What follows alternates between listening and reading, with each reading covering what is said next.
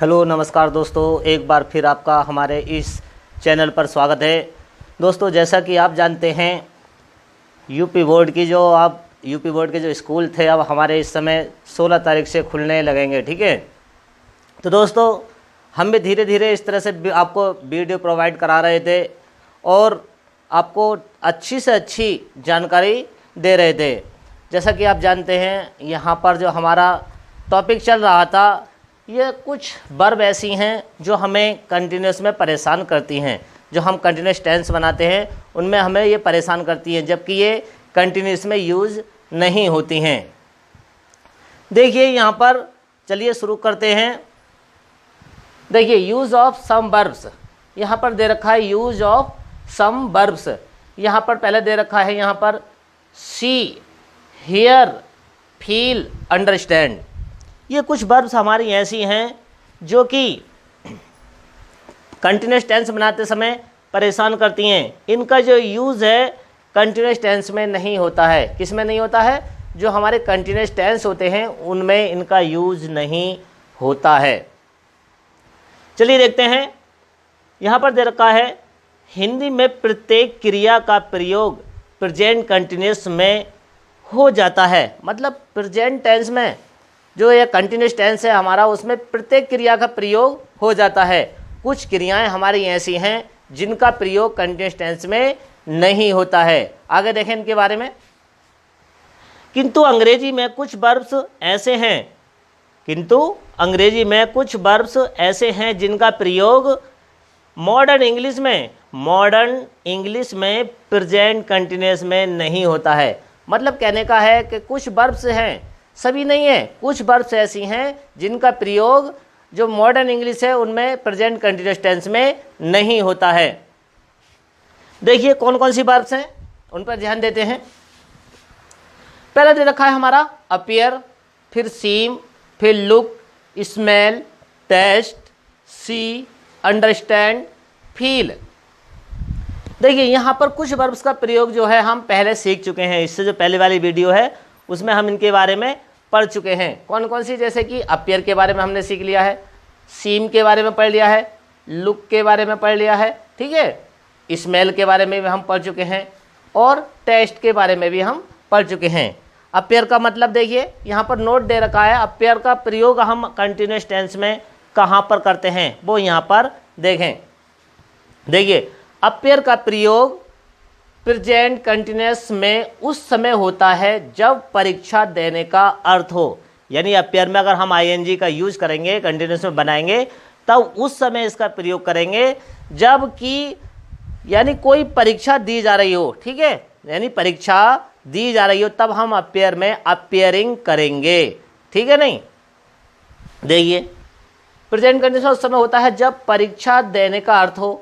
Look का प्रयोग उस समय होता है जब उसके साथ जस्ट नाउ, देखिए यहाँ पर एक लुक के बारे में भी दिया है। लुक में हम आईएनजी का यूज कब कर सकते हैं? देखिए हाँ, कहाँ गया? यह है, देखो लुक का प्रयोग उस समय होता है जब उसके साथ जस्ट नाउ क्या हो? देखिए यहाँ पर ये हो जस्ट नाउ, जस्ट नाउ या नाउ का प्रयोग हो, या तो जस्ट नाउ हो या केवल नाउ का प्रयोग उसमें हो रहा हो। देखिए एग्जाम्पल में जैसे कि he is appearing at the examination, he is appearing at the examination, वह परीक्षा दे रहा है।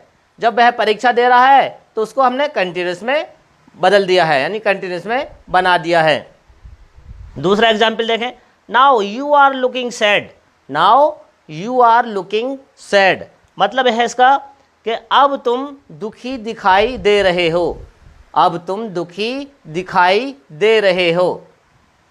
नेक्स्ट देखें, then she was looking worried, then she was looking worried. इससे हमें पता चलता है कि हम जो है लुकिंग का जो प्रयोग है उसमें, लुक का जो प्रयोग उसमें आईएनजी जब लगाते हैं किस तरह से हम लगाते हैं। ठीक है, अब हम जो जानकारी लेते हैं सी, देखिए यहाँ पर सी, हियर, फील, अंडरस्टैंड, इनके बारे में आज हम अच्छी तरह से पढ़ेंगे। पहले आप इसका स्क्रीनशॉट लीजिए तब आगे चलते हैं।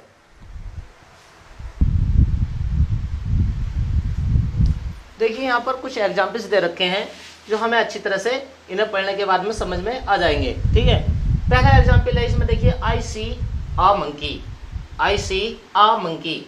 ठीक है, देखने में ये प्रेजेंट का इंडेफिनिट है। ठीक है, मगर इसको अगर हम इसे इस तरीके से लिख सकें तो देखिए कैसे लिखेंगे, आई सी आ मंकी। तब इसकी हिंदी हम लिखेंगे, मुझे एक बंदर दिखाई दे रहा है, मुझे एक बंदर, मुझे एक बंदर दिखाई दे रहा है, मुझे एक बंदर दिखाई दे रहा है। दूसरा है, देखिए दूसरा example, be see someone at the door, B see someone at the door. तो इसका हिंदी होगी, हम दरवाजे पर किसी को देख रहे हैं, हम दरवाजे पर किसी को, संबंध मतलब किसी को देख रहे हैं, हम दरवाजे पर किसी को देख रहे हैं। I hear foot steps, I hear foot steps, मुझे पैरों की आवाज़ सुनाई पड़ रही है, मुझे पैरों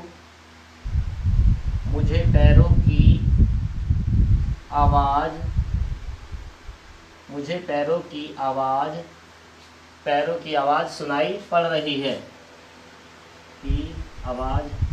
मुझे पैरों की आवाज़ सुनाई पड़ रही है, मुझे पैरों की आवाज़ सुनाई पड़ रही है। अगला है, do you hear the bell, do you hear the bell, क्या तुम घंटी की आवाज़ सुन रहे हो, क्या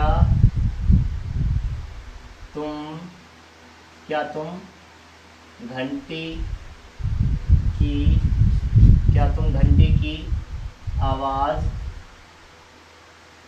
घंटी की आवाज़ सुन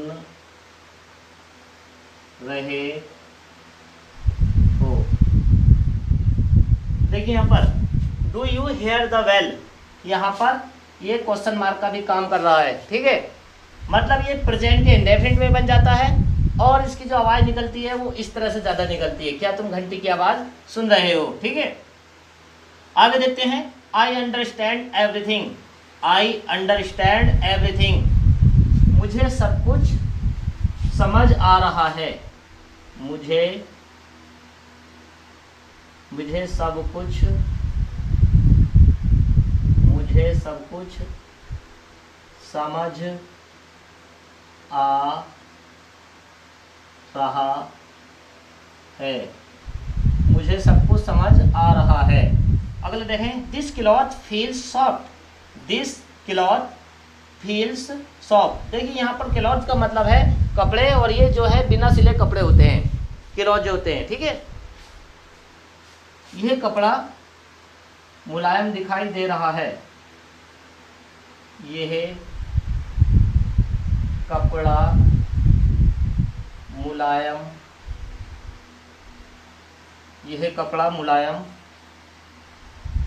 दिखाई दे रहा है।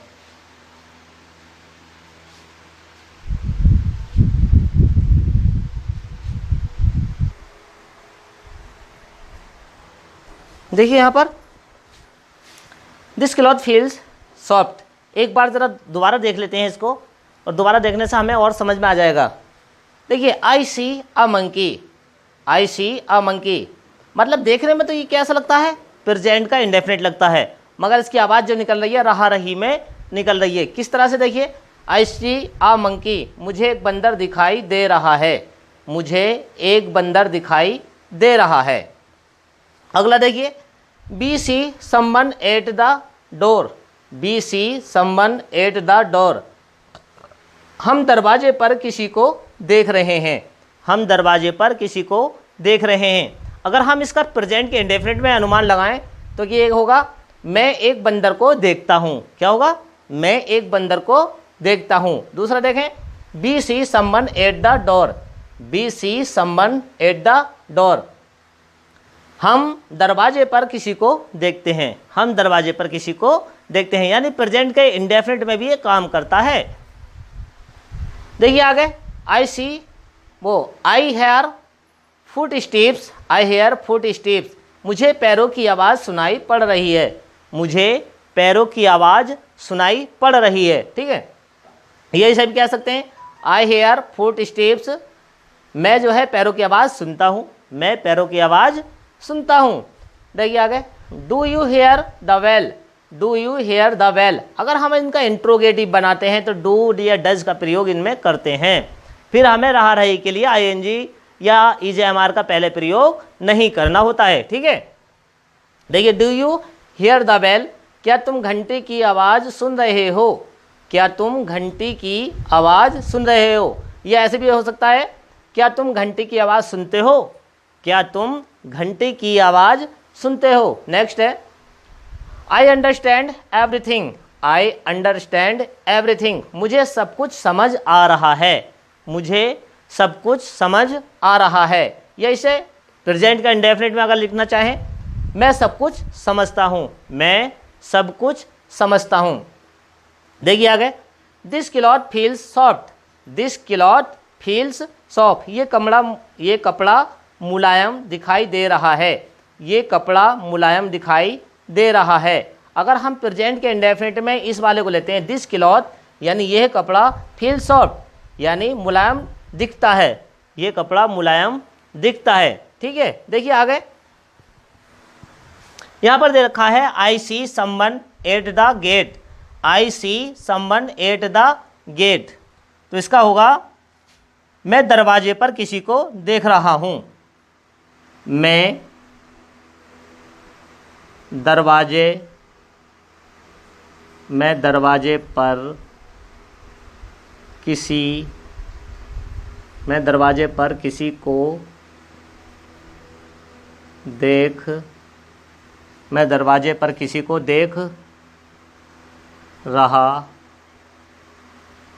हूँ, मैं दरवाजे पर किसी को देख रहा हूँ, या I see someone at the gate, मैं दरवाजे पर किसी को देखता हूँ। देखिए अगला, I hear her weep, I hear her weep, मैं उसकी रोने की आवाज़ सुन रहा हूँ, मैं, देखिए यहाँ पर, मैं उसके रोने की आवाज़ सुन रहा हूँ। देखिए, मैं उसके रोने की आवाज़ सुन रहा हूँ, या मैं उसके रोने की आवाज़ सुनता हूँ। तो इस तरह से हमें क्या है, इनका यूज करना होता है। ठीक है, पहले आप इसका स्क्रीनशॉट लीजिए, फिर हम आगे एग्जाम्पल और करते हैं।